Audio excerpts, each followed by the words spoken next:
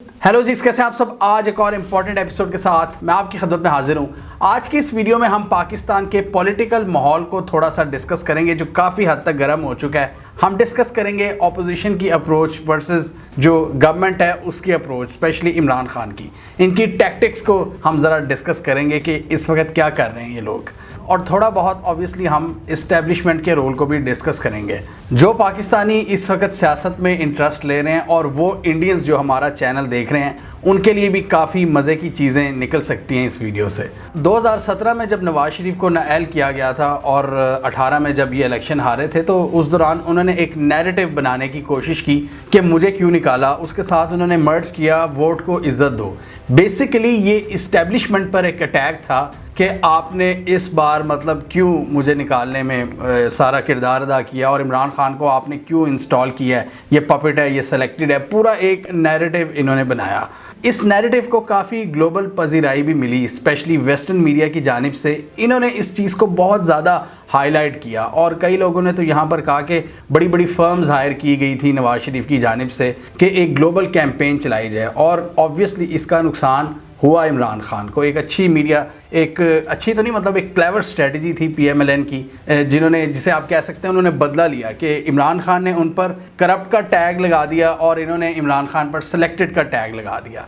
लेकिन अब मज़े की चीज़ क्या हो रही है, 2022 में जब हम एंटर हुए हैं, ये जो ऑपोजिशन का बयानिया था ना, ये वोट को इज़्ज़त दो वाला या सिलेक्टेड वाला, ये अब थोड़ा सा शिफ्ट हो रहा है। ये बड़ी मज़े की चीज़ है। और अब उसी पिच पर इमरान खान आकर अब खेल रहे हैं। अब इमरान खान इनको अटैक कर रहे हैं कि तुम लोग जूते पॉलिश करते हो। शहबाज शरीफ पर वो बड़ा अटैक करते हैं कि इसको जो भी काला बूट नज़र आ जाए वो उसकी पॉलिश शुरू कर देता है। और शहबाज शरीफ जो भी उसको बूट नजर आता है पॉलिश करना शुरू कर देता है। अब ये नैरेटिव क्यों चेंज हो रहा है? मतलब ऑपोजिशन का एक ज़बरदस्त एक बयानिया जो 2017 से बनाया हुआ था कि जी सिविलियन सुप्रीमेसी होनी चाहिए, ये सिलेक्टेड गवर्नमेंट्स नहीं होनी चाहिए, इस्टेब्लिशमेंट के साथ कोई मुआहदा नहीं होना चाहिए, ये सारा बयानिया इनका दम तोड़ा है। क्योंकि पिछले साल हमने ये खबरें देखी कि इन्होंने किस तरह खुद इस्टेब्लिशमेंट के साथ डील्स की बातें करनी शुरू कर दी, बैकडोर चैनल्स के साथ राब्ते शुरू कर दिए। एक गेट नंबर 4 का जिक्र किया जाता है, वहाँ पर भी बहुत से लोगों को ये कहते हुए सुना गया कि शहबाज शरीफ उस गेट नंबर 4 का चक्कर लगाते हैं। और जिस तरह ये अटैक किया करते थे पाक फ़ौज पर, वो अटैक भी नहीं अब ये कर रहे। आप देखें 2020 में सितंबर में जो जलसा किया था गुजरांवाला में, नवाज शरीफ ने तबाही फेर दी थी। उसमें नाम लेकर कहा था जनरल बाजवा और उस वक्त के जो ISI चीफ थे जनरल फैज़, उन्होंने नाम लेकर कहा था कि तुम इस मुल्क की बर्बादी के ज़िम्मेदार हो, तुम लोगों ने ये आइन के साथ गद्दारी की है, तुम लोग कौमी मुजरिम हो। इस तरह की उन्होंने बातें की थी।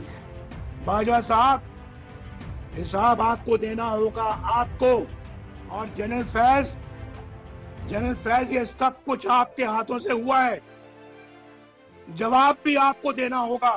तो अब वो देख रहे हैं कि अब वो सारी चीज़ें वो बहुत पीछे चली गई और सारा फोकस किया है कि इमरान खान को रास्ते से हटाया जाए। इससे काफ़ी लोगों को ये बात तो क्लियर हो गई है कि नवाज शरीफ का जो बयानिया 2017 में शुरू हुआ था और 2020 में पीक इख्तियार कर गया था कि जी ये फ़ौज इसकी ज़िम्मेदार है, ये वोट को इज़्ज़त दो और सिविलियन सुप्रीमेसी, नवाज शरीफ बड़ा नज़रियाती लीडर है, वो चीज़ें तो अब दम तोड़ चुकी हैं। इन सारी चीज़ों की वजह से ये जो डील्स की बातें सामने आई, इनका ये जो एक नरम रवैया इस्टेब्लिशमेंट की तरफ, इनकी जोड़ तोड़ की सियासत, ये लोगों को समझ आ गया कि ये एक नज़रियाती जंग नहीं थी बल्कि एक पावर और पॉलिटिक्स की जंग थी। बेसिकली गिला इस चीज़ का था कि मेरे से करें, जो भी एग्रीमेंट करना है, डील करनी है, मेरे से करें। ये इमरान खान से क्यों किया? ये कल का बच्चा है, हम हैं पुराने प्लेयर्स, हमसे आप बात करें। ये कौन होता है इमरान खान? अब ये जो नवाज शरीफ है ना, ये बड़े एक्सपीरियंस्ड पॉलिटिशियन है। अगर पाकिस्तानी स्टैंडर्ड्स की बात की जाए, ये जोड़ तोड़ के माहिर हैं। छांगा मांगा की सियासत का आपने सुना होगा, हॉर्स ट्रेडिंग, ये 2-3 टर्म्स हैं जो बड़ी पुरानी हैं, जो 90 से चलती आ रही हैं। बेसिकली ये क्या है, हॉर्स ट्रेडिंग किसे कहते हैं कि दूसरों के जो सिटिंग MNAs होते हैं या MPAs होते हैं उनको तोड़ना, उनको लालच देना, उनको पैसा देना। शराब व कबाब का भी उसमें बंदोबस्त किया जाता है, उसमें पूरा एक सीन बनाया जाता है, नोटों से भरे ब्रीफ केस ऑफर किए जाते हैं कि आप उस पार्टी को छोड़ दें या जो भी वोटिंग होनी है आप उसमें हमारा साथ दें। बेसिकली ख़रीदो फरोख्त, और उसी ख़रीदो फरोख्त की बातचीत आजकल भी हो रही है। सिंध हाउस जो इस्लामाबाद में, उसका जिक्र हो रहा है कि वहाँ पर भी कुछ सिटिंग गवर्नमेंट के MNAs को रखा हुआ है, MPs को रखा हुआ है, बहुत ज़्यादा पैसे दिए जा रहे हैं, 18 करोड़ की बात हो रही है। तो ये है हॉर्स ट्रेडिंग, ये है बंदों को अपनी तरफ करना, बंदों को ख़रीदना बेसिकली, कि आप हमारे हक में वोट करो। नवाज शरीफ इसके फाउंडर समझे जाते हैं क्योंकि इन्होंने ये सिलसिला शुरू किया था 90s में बेनज़ीर की गवर्नमेंट के ख़िलाफ़। इन्होंने सबसे पहले ये गेम पाकिस्तान में इंट्रोड्यूस करवाई थी। इसीलिए कहते हैं कि नवाज शरीफ बड़े पुराने खिलाड़ी हैं, no doubt about it. Nawaz Sharif एक ज़बरदस्त खिलाड़ी हैं अगर पाकिस्तानी स्टैंडर्ड्स की बात की जाए। जोड़ तोड़ में इनका कोई सानी नहीं है, और जोड़ तोड़ में इनकी ये टैक्टिक्स हैं, छांगा मांगा, हॉर्स ट्रेडिंग। अब छांगा मांगा का नाम क्यों लिया जाता है? छांगा मांगा के कुछ गेस्ट हाउसेस थे, वहाँ पर इनको बंद कर दिया गया था। पीपल्स पार्टी के कुछ लोग थे और उनसे ये कहा गया था कि वोटिंग के दिन में, मतलब वो उस वक्त उस जगह पर मौजूद ना हो और जो पीपल्स पार्टी की गवर्नमेंट थी बेनज़ीर की, उनको फ़ायदा ना मिल जाए और ये हमारी तरफ रहे। मतलब उनको एक किस्म का गायब कर दिया था। और हिस्ट्री बिल्कुल आजकल रिपीट हो रही है। ये जो सिंध हाउस के बारे में अगर आप पढ़ें ना, तो फिर ये बिल्कुल वही चीज़ें दोहराई जा रही हैं पुराने खिलाड़ियों की जानिब से। और इनकी क्या टैक्टिक्स हैं? इस्टेब्लिशमेंट के प्लेयर्स को भी ख़रीदा जाता है। ये जनरल जिलानी के घर की बात करते हैं, इमरान खान साहब के, उसके घर का सरिया इन्होंने लगवाया था। मतलब जिन प्लेयर्स को अपनी तरफ करना होता है ना, जो सपोर्ट चाहिए होती है ऊपर वाले लोगों से, तो उनको खुश करने के लिए फिर बड़ी बड़ी BMWs, मर्सिडीज़, ऑडीज़ गाड़ियाँ दी जाती हैं या फिर घर बनवाए जाते हैं। ये वो ज़माना बदल गया है। ये वो जनरल जिलानी का ज़माना नहीं जब उसके घर पे सरिया लगाते लगाते अब वजीर आला बना और फिर अरबोपति बन गए। ज़माना बदल चुका है। मतलब इस लेवल की गेम होती है कि हम आम बंदा अंदाज़ा भी नहीं लगा सकता। फिर आप देखें मीडिया को जिस तरह बाय किया जाता है, ये तो मैंने बड़ी दफ़ा डिस्कस किया हुआ है कि मीडिया का प्रोपेगेंडा में क्या किरदार होता है। मीडिया बेसिकली ये, मतलब हम बात करते हैं ना, मीडिया और पुलिस। मीडिया का काम है लोगों तक ख़बरें पहुँचाना और पुलिस का काम है लोगों की जानो माल की तहफ़्फ़ुज़ करना। ये दोनों इनके बिल्कुल बरक्स होते हैं इनके काम। मीडिया का काम होता है आजकल के दौर में प्रोपेगेंडा फैलाना, और पुलिस का काम होता है चोरों के साथ मिलकर डकैतियां अरेंज करवाना, और बाकी जो होता है ना वो सिर्फ ऑप्टिक्स होती हैं। खैर बात दूसरी तरफ निकल रही है। तो मीडिया की हम बात कर रहे थे। मीडिया में आप देखें नवाज शरीफ के दौर में किस तरह जो पुराने सहाफ़ी हैं ना, नवाज शरीफ की बेसिकली पुराने खिलाड़ी हैं, जैसे मैंने पहले कहा, वो बड़े बड़े जो थे ना जर्नलिस्ट, जैसे जावेद चौधरी, सुहेल वड़ाइच, बड़े बड़े जो पुराने, वो उनको अपने साथ रखते हैं। ये इनकी कमाल टैक्टिक है कि मीडिया को किस तरह अपने साथ करना है। जबकि इमरान खान साहब को इसका कुछ नहीं पता। इमरान खान साहब पे मुश्किल वक्त आता है तो वो इस्लामाबाद के यूट्यूबर्स को बुलाते हैं जो यंग है, जिनकी उम्रें 30 साल भी मुश्किल होंगी। तो यहाँ से पता लगता है कि इमरान खान को मीडिया मैनेज बिल्कुल नहीं करना आता, और इसी वजह से फिर ऑब्वियसली अगर आप किसी तबके को खुश नहीं रखोगे तो वो फिर आप पर चढ़ाई करेगा, आपको विलन जाहिर करेगा, आपको पाकिस्तान की तबाही का जिम्मेदार फिर वही करार देगा ना। आप उनको खुश नहीं रखते तो फिर यही होगा आपके साथ। आपको थोड़ी बहुत तो करनी पड़ती है एडजस्टमेंट, जो कि इमरान खान साहब नहीं कर रहे। मतलब करंट ऑपोजिशन की अगर टैक्टिक्स की बात करें, इसके समरी की बात करें, तो इस्टेब्लिशमेंट को अपने साथ मिलाना बिजनेस इंटरेस्ट के लिए, फ़ायदे की बेस पर, फिर मीडिया को अपने साथ मिलाना, हॉर्स ट्रेडिंग करना, यानी MNAs की जोड़ तोड़, और मुफाहमत की सियासत यानी पॉलिटिकल सेटलमेंट। ये है इस वक्त जो करंट ऑपोजिशन है, PDM है, इनकी ये स्ट्रेटजी। अब हम आते हैं ज़रा इमरान खान की स्ट्रेटजी पे कि ऑब्वियसली वो भी खिलाड़ी तो खान भी है, उसके पास क्या स्ट्रेटजी है या उसकी क्या टैक्टिक है। नो डाउट अभी वो गेम में है, इसका मतलब कुछ ना कुछ उसके पास भी है जो वो इस वक्त गेम का हिस्सा है। अभी जो मैंने पाकिस्तानी पॉलिटिक्स के स्टैंडर्ड्स और टैक्टिक्स बताए हैं, इमरान खान उस लेवल का पॉलिटिशियन नहीं है। वो एक गैर रवायती किस्म का सियासतदान है जो कि जोड़ तोड़ की पॉलिटिक्स में इतना माहिर नहीं है, जिसका उसको नुकसान भी उठाना पड़ता है। अब देखें ना, एक्सपर्टीज़ होती हैं, आपकी कुछ और एक्सपर्टीज़ होती हैं। मेरी एक्सपर्टीज़ है कि यूट्यूब की वीडियोज़ बनाना, नवाज शरीफ साहब की है कि किस तरह मीडिया को अपने साथ मिलाना, जरदारी की एक्सपर्टीज़ समझी जाती हैं कि जी पॉलिटिकल जोड़ तोड़ हो। तो हर एक की कोई ना कोई एक्सपर्टीज़ होती है। खान के पास क्या ताकत है, खान की एक्सपर्टीज़ किस चीज़ में है। अब उन एक्सपर्टीज़ में क्या होता है कि वो जरदारी और नवाज शरीफ पर ऐसे ऐसे अटैक्स करता है कि मतलब अगर मेरे जैसे बंदे पर उस तरह के अटैक्स हों तो मैं तो एक दिन में ख़त्म हो जाऊँगा, मेरी तो काम पे टांग जाएंगी, मुझे तो कुछ समझ नहीं आएगी कि मैं कहाँ टक्कर मारूँ। कि वो पूरे भरे मजमे में इतने हज़ारों लाखों लोगों के सामने टेलीविज़न स्क्रीन्स पर हमें वो करप्ट कह रहा होता है, वो हमें कह रहा होता है कि पाकिस्तान को सारा लूट कर खा गए हैं। वो कह रहा होता है कि जी ये वेस्ट के पिट्ठू हैं, ये ड्रोन स्ट्राइक्स में मतलब ये खामोश बैठे रहे। मतलब एक एक चीज़ इमरान खान उनकी बता देता है, चाहे सच हो या गलत हो, लेकिन जिस तरह वो अटैक्स करता है उन पर, वो डेफिनेटली किसी को बहुत बड़ा नुकसान पहुंचाने के लिए काफ़ी होते हैं। खान फिर उन जलसों में कश्मीर की बात करता है, पाकिस्तान की सलामती और ख़ुद मुख्तारी की बात करता है, पाकिस्तान के फाउंडिंग फादर्स की बात करता है, पाकिस्तान को बनाने के मकसद की बात करता है। वो एंटी करप्शन का एक नैरेटिव देता है, वो अमेरिकन पॉलिसीज़ के ख़िलाफ़ बोलता है, वो वेस्टर्न हिपोक्रेसी को एक्सपोज करता है। हम आपके सामने क्या हैं? क्या हम कोई गुलाम हैं कि जो आप कहेंगे हम कर लें? और जो ड्रोन स्ट्राइक्स हुई थी इनके दौर में, पुराने लीडर्स के दौर में, उनकी वो बात करता है। अब जैसे मैंने पहले कहा कि ये है खान की एक्सपर्टीज़, इसमें खान है एक्सपर्ट। और फिर जब वो ये सारी चीज़ें करता है अपने एक स्पेसिफिक अंदाज़े बयान के साथ, तो फिर ये बातें खैबर से लेकर कराची तक लोगों के दिलों में असर करती हैं, लोगों के डायरेक्ट दिल पे जाके लगती हैं। अब देखें, अगर जब वो फाटा के लोगों की बात करता है, जब उनकी मुश्किलात की बात करता है, जो दहशतगर्दी के ख़िलाफ़ जंग में उन्होंने ये सारी मुश्किलात सही, तो वो लोग कितना ज़्यादा उसको मतलब वो कहते होंगे कि यार देखो यही है वो लीडर जो हमारे प्रॉब्लम्स को बयान कर रहा है। और तो किसी ने बात नहीं की, जरदारी या नवाज़ ने तो नहीं आज तक बात की, मुशर्रफ ने तो नहीं आज तक ये बात की, ये सिर्फ इमरान खान ही है जो ये हमारी बात करता है। इसलिए हम देखते हैं कि खान के जलसे बहुत ज़्यादा रिस्पॉन्सिव होते हैं। अब देखें ना, खान साहब का कल जलसा था सवात में, वहाँ इतनी बड़ी तादाद में आवाम आई हुई थी और सारे पाकिस्तान जिंदाबाद का नारा लगा रहे थे। मतलब ये वो जगह थी जहाँ के लोग, एक दौर आ गया था जब पाकिस्तान से वो बिल्कुल बेजार हो चुके थे। वो मिलिट्री ऑपरेशंस और तालिबान के दरमियान में बिल्कुल सैंडविच होकर रह गए थे और वो पाकिस्तान के ख़िलाफ़ बंदूक उठाने का भी सोच रहे थे। और बड़े लोगों ने वहाँ पर उठाई है बंदूक, KP से आगे ये हमारे कबायली इलाकों में बहुत लोगों ने। तो सवात के लोगों ने भी बड़ी मुश्किलात फेस की हैं और वहाँ पर पाकिस्तान का झंडा लहराता नहीं था एक दौर में। अब वहाँ पर पाकिस्तान जिंदाबाद के नारे लग रहे हैं। किसकी वजह से? इमरान खान की वजह से। इमरान खान की वजह से, इमरान खान के जलसों में वहाँ पर पाकिस्तान जिंदाबाद के नारे लग रहे हैं।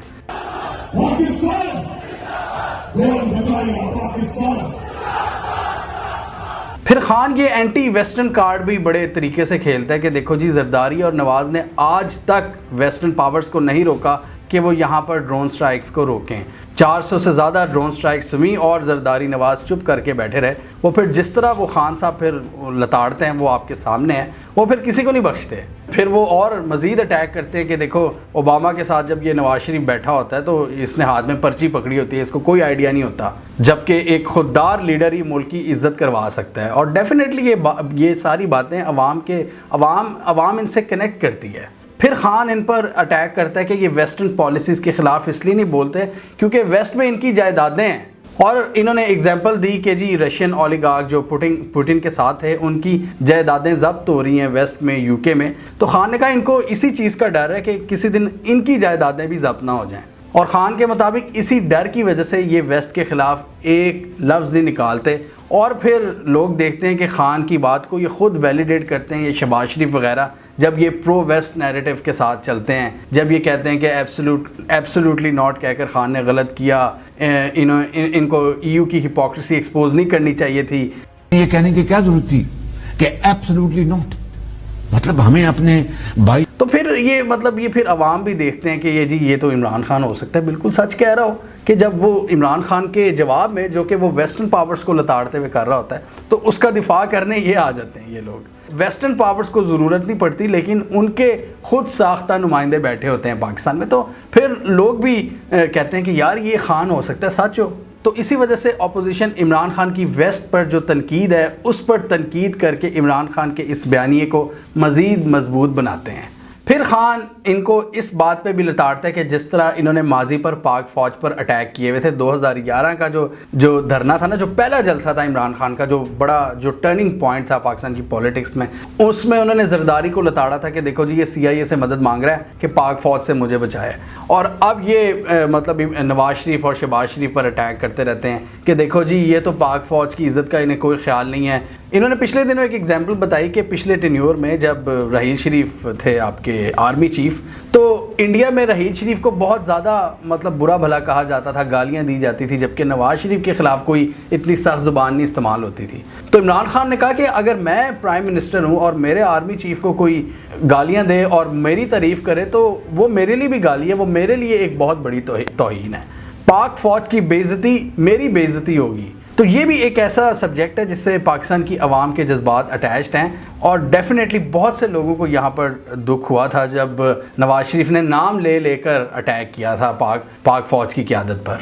तो खान बेसिकली पब्लिक को ये बताने की कोशिश करता है कि ये रोग टाइप लोग हैं, इनकी कोई आइडियोलॉजी नहीं है, ये कोई नज़रियाती लोग नहीं हैं, इनका नज़रिया सिर्फ पैसा है और इक़्तिदार की जो लालच, वो इनको कोई सरोकार नहीं है पाकिस्तान की इज़्ज़त से, पाकिस्तान की सालमियत से। और फिर खान उनको एग्जाम्पल्स के साथ साबित करता है और फिर वो कहता है कि यही वजह है कि इस वक्त ये सारे मेरे ख़िलाफ़ पागल हुए हैं, क्योंकि इनके अपने जो इंटरेस्ट हैं वो दांव पर लगे हुए हैं इस वक्त। और ये वो सारा नैरेटिव है जिसकी वजह से नवाज शरीफ और जरदारी बहुत ज़्यादा परेशान हैं और फिर मजबूरन उनको भी काउंटर अटैक करना पड़ता है। और उनकी एक्सपर्टीज़ क्या है वो मैंने आपको पहले एक्सप्लेन कर दी हैं इस वीडियो के पहले हिस्से में। उनकी एक्सपर्टीज़ हैं जोड़ तोड़ की सियासत, पॉलिटिकल सेटलमेंट, कुछ देना कुछ लेना, ड्राइंग रूम सियासत। उनके बस की बात नहीं है कि वो एक नैरेटिव बना सकें, मतलब पब्लिक में आके उनको बैश कर सकें, बैशिंग कर सकें इमरान खान की बड़े मजमे के सामने। पहली बात तो ये कि उनके जो मजमे होते हैं वो भी इतने बड़े नहीं होते। दूसरा, वो कम्युनिकेट करना आवाम के साथ वो उनकी एक्सपर्टीज़ है ही नहीं। उनकी जो एक्सपर्टीज़ हैं वो कुछ और हैं, उसकी पिच है वो कहीं और है, और वो पिच होती है ज़्यादातर एक दूसरे के जो ड्राइंग रूम्स होते हैं, वहाँ पर वो अपनी सारी एक्सपर्टीज़ का इस्तेमाल करते हैं, सारी सियासी चालें लड़ी जाती हैं, वहाँ पर इमरान खान को डाउन करने की कोशिश की जाती है। तो ये है इस वक्त पाकिस्तान की एक बहुत ही इंटेंस पॉलिटिकल बैटल जो इस वक्त पाकिस्तान में लड़ी जा रही है। ये सियासी अखाड़े कहीं बड़े बड़े ड्राइंग रूम्स की शक्ल में आपको नज़र आते हैं या दूसरी तरफ बड़े बड़े जलसों की सूरत में।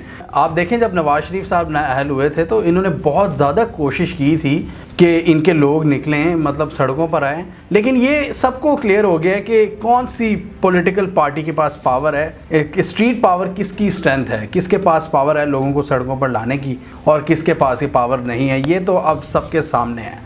पीपल्स पार्टी और नून लीग जैसी जो पुरानी सियासी जमातें हैं, जो बड़ी मजबूत जमातें हैं, उनका पता नहीं वर्कर क्यों नहीं निकलता। लाहौर जैसे बड़े शहर में भी नून लीग ज़्यादा बंदों को निकालने में नाकाम रही। इमरान खान का जलसा चाहे केपी में हो, पंजाब में हो या सिंध में हो, उसमें लोगों की तादाद देखने के काबिल होती है। ना सिर्फ तादाद बल्कि उनका रिस्पॉन्स भी, जिस तरह वो रिस्पॉन्ड करते हैं तकरीर को। खान की एक्सपर्टीज़ है पावरफुल जलसे करने में, पब्लिक से इंगेज करने में। ये है खान की सबसे बड़ी एक्सपर्टीज़। जब खान मुश्किल में होता है तो वो किस तरह मतलब उसका हल निकालने की कोशिश करता है, वो डायरेक्टली जाता है अवाम के पास और अवाम से इंगेज करता है। आप देखें, मतलब इसकी एक छोटी सी एग्जांपल देख लें। पाकिस्तान पे कोई भी मुश्किल वक्त आता है, जैसे ये टीएलपी के बड़े ख़तरनाक किस्म के जब फसादात शुरू हो रहे थे या कोई भी कोई स्ट्राइक की बात हो रही थी या कोई भी ऐसी चीज़ होती है, तो हम देखते थे कि जरदारी और नवाज शरीफ बिल्कुल गायब हो जाते थे जब वो उनकी हुकूमतें थी। इमरान खान आके खिताब कर लेता है कौम से, तो वो उसकी आदत है कि वो सबसे पहले अवाम को ना इंगेज करता है, उनको एतमाद में लेता है। तो ये है खान की सबसे बड़ी पावर। खान के जो सबसे ये इतने बड़े जलसे होते हैं और उन जलसों में जो अवाम होती है वो भी बहुत ज़्यादा रिस्पॉन्सिव होती है, क्योंकि वो है खान की एक्सपर्टीज़। पाकिस्तान में जो कौमी सलामती है ना, इसकी कस्टोडियन या इसकी रखवाली पहले सिर्फ आर्मी होती थी। मतलब कोई भी मसला हो तो फ़ौज कहती थी कि ये नेशनल सिक्योरिटी का मामला है, हम पाकिस्तान की हिफाजत करेंगे, और आज भी वो कर रही है फ़ौज। अब उसमें एक दूसरा प्लेयर इमर्ज हुआ है और उसका नाम है पाकिस्तान तहरीक इंसाफ। मैं सवाद के जलसे में देख रहा था कि इमरान खान के अलावा भी जो लीडरान थे वो मतलब पब्लिक से कह रहे थे कि पाकिस्तान की सलामती पर कोई समझौता करोगे, वो इस तरह मतलब आवाम से ओथ ले रहे थे एक किस्म का। ये एक बहुत बड़ा फ़र्क है इमरान खान की पार्टी और दूसरी पॉलिटिकल पार्टीज़ में। मतलब ये एक नैरेटिव का एक बहुत बड़ा फ़र्क है।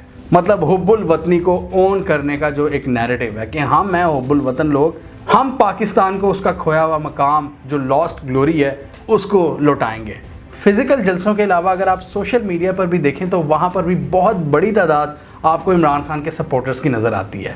ट्विटर पर मैं देख रहा था कि पाक आर्मी के बहुत से जो रिटायर्ड ऑफिसर्स हैं वो बहुत खुलकर इमरान खान को सपोर्ट कर रहे हैं, और उसकी वही रीज़न है जो पेट्रियाटिक एलिमेंट मैंने आपको बताया ना, कि वो जो पेट्रियटिज्म का जो एक तड़का वो लगाते हैं, उसको बहुत से आपके जो आपके रिटायर्ड आर्मी ऑफिसर्स हैं वो उसको बाय करते हैं। बहुत से रिटायर्ड ऑफिसर्स ने पाकिस्तान के दिफा के लिए जंगें लड़ी हुई हैं और वो अंदर से बहुत ज़्यादा पेट्रियाटिक हैं, तो इस वजह से वो देखते हैं, फिर जब ऑब्वियसली अब वो रिटायर्ड है उनके पास ऑप्शन है कि वो किसी भी पार्टी को सपोर्ट करें, तो पीटीआई का जो नैरेटिव है वो उनको सबसे ज़्यादा अच्छा लगता है। इसलिए आप सोशल मीडिया पर देख रहे हैं कि ये सारे रिटायर्ड ऑफिसर्स पीटीआई को खोलकर सपोर्ट कर रहे हैं। ऊपर की क्या पॉलिसी है वो मुझे कुछ नहीं पता, लेकिन मैं इस वक्त के रिटायर्ड ऑफिसर्स की बात कर रहा हूँ जो जिनको मैं खुद देखता हूँ। हमें कमेंट सेक्शन में बताइए आपके ख्याल में कौन सी स्ट्रेटजी, कौन सी टैक्टिक्स कामयाब होंगी। एक नवाज शरीफ और जरदारी और जो पुराने खिलाड़ी हैं फजलुर रहमान जैसे एक एक्सपर्टीज़ हैं उनके पास, दूसरी किस्म की एक्सपर्टीज़ हैं इमरान खान के पास बड़े बड़े जलसे, धरने और आवाम के साथ इंगेज करना और उन तकरीरों में इनको अटैक करना। कौन सी हिकमत अमली कामयाब होगी और कौन होगा अल्टीमेट विनर? कमेंट कीजिए। इसके अलावा हमारा यूट्यूब चैनल सब्सक्राइब कर लें, साथ ही वो बेल आइकॉन भी दबा लें ताकि वो स्टोरीज़ दुनिया भर से पाकिस्तान से जिनकी मेन स्ट्रीम मीडिया पर प्रॉपर कवरेज नहीं होती हमारे प्लेटफॉर्म के थ्रू आप तक टाइम पर पहुंच जाएं।